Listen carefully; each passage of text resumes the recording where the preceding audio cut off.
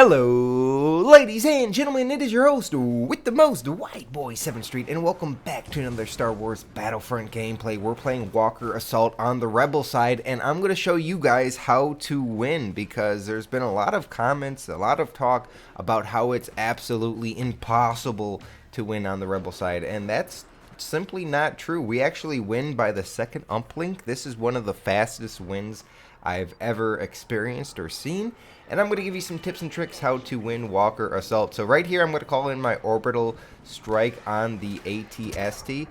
Half of the reason why I was trying to play the objective, and then I did see a hero power-up that this guy next to me stole, so I'm a little mad that I didn't get it. But I did use the orbital strike pretty effectively, and I took the ATST out right away. And that's one of the huge advantages that the Empire has, is they can use these vehicles, the AT-ATs, the huge walkers, and the ATSTs. But as a rebel, you also have a lot of weapons at your disposal. Like, you have a lot of these machine guns that you can place down, and right now it's not going to be too effective, but I did hit down that ATST, you know, a little bit, 10 health, I knocked off. So that's not too bad, and if you get one of those big thermal-nuclear explosion grenades, you can take out an ATST right away. The orbital strike works really effectively, and just your gun. So I think one of the biggest tips is just trying to take out those enemy vehicles and focus them as a priority. That was a really nice sniper shot. Now, if you guys don't know how Walker Assault works, I'm going to tell you. So there's these two uplink stations that you have to activate. One is right in front of me and one is behind me. Every, I want to say, minute or 60 seconds you have it activated, you get another Y-wing that's indicated in the top left-hand corner of the screen in the middle. You've seen that we just had one, and it went to two now because we had that uplink that I activated at the start of the game for quite some time now. So you just have to have them activated and hold that position. Here's another perfect example of the ATST isn't really that powerful. It didn't get too far out of spawn, and it's already really weak because we just prioritized it as a team, and there's two down already. That's pretty nice. And so basically you just have to hold the uplinks for a long time, and it can be a hard thing to do, but one thing that I will say is my opening route is perfect on this map. You boost once, you pick up a power-up, you boost again, and you're right on the flag. That power-up could be a squad shield, which pretty much guarantees that you're going to plant it with no repercussion. And, like, honestly, if you just rush there right away, you're going to plant it 100% of the time. And then you get a few power-ups. You know, you get a proximity mine, you place it by the objective, and bada bing, bada boom. You got to hold it down and lock it down for a while. So a big tip is play the objective in this game. Like, I really like the balance on how fun it is to be on the Empire side and get 50 kills and 2 deaths, just destroy with the ATSTs and AT-ATs and have people just rush blindlessly onto the objective and take them out. But on the flip side, I really like sacrificing my kill-death ratio when I'm on the Rebel side and I'm attacking and I'm trying to keep the bomb planted and defend it. I really enjoy that, and I think it's a really cool balance that they did in Battlefront. So don't be afraid to die for the objective and die even taking out a vehicle. It's very valuable if you can sacrifice your life to take out an ATST. That trade is really good. So let me talk to you guys a little bit more about how the Y-wings work and why it's important to play the objective. So the more Y-wings you have in the left-hand top middle corner of your screen, the more time that the walkers are exposed. So the Y-wings are going to do this bombing run where every few seconds they're going to shoot this bomb at the walkers that disables its shields.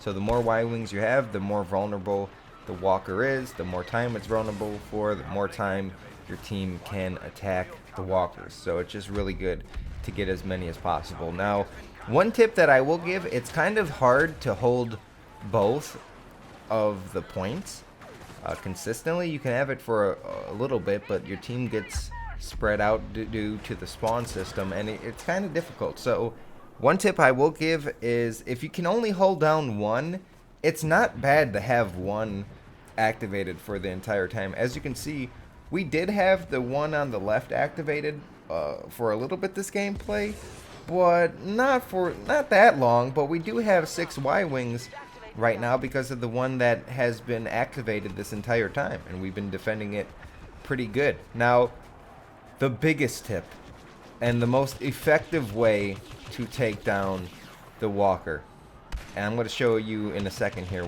as soon as the Y-Wings attack.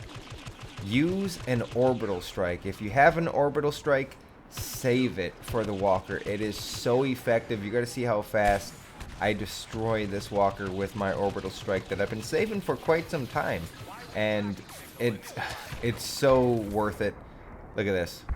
Boom, baby. It's so easy. Like, it's so easy to take out the ATSTs. Don't be afraid. Your gun is very powerful against it, especially your sniper rifle. Don't be afraid to try to put some shots on it across the map. Don't think it's not doing anything, because it's making a huge difference. So the Y-Wings are coming. You got to see them come through with a bombing pattern. Boom. Now the walker is exposed. I want to drop this orbital strike right on the walker, but I don't want to rush it. I don't want to waste it because I know I got a bunch of time, and you can see the Y-Wings go down little by little in the top left hand corner of the screen if you're paying attention. So one thing that I'm going to do here to get in a good position is I'm going to wait for my booster pack to come back. I'm going to jetpack on top of this mountain where a lot of people aren't going to be really shooting me, and I have enough time to place it perfectly right in front of the walker. Now you look at how much health it has right now. It's about 67%, and look how quickly, oh, it's down to 5% health. Look how quickly and efficient that was. Another big tip that I'll give you, if you're just on foot, attack it with your gun. Like I said, your laser beam is pretty powerful, but a technique that you can use to continue to put fire on it, I used it once right there, but if you keep on shooting, don't even bother about overheating. You keep on shooting and you get a little bar when reloading that you can press square to unoverheat your gun, so you can pretty much continue to shoot for a long time in a row. There's just a few seconds where you have to wait for that bar to be activated, and you have to press square. It gets increased, the difficulty increases after you've done it a few times in a row. So keep that into consideration, but you can really do some damage if you have a squad of like 5 just harping down on the flag. So basically right here, I've done the technique that I was talking about earlier. I'm just trying to hold down one objective. It's kind of dangerous to go outside, so I'm just running around collecting these power-ups and placing proximity bombs on the flag. I got a few turrets, auto turrets around defending, and it's very effective. Now, one thing I'm trying to do right here, I wanted to get that plane power-up, but my teammate took it, unfortunately. And the planes are another great offensive weapon against the walkers, especially, I just got wrecked right there, by the way, especially in the first session of Y-Wing attacks, because you get so many of them. Even though we've defended this cave turret the entire time, you're not going to get as much Y-Wing attacks on the second go.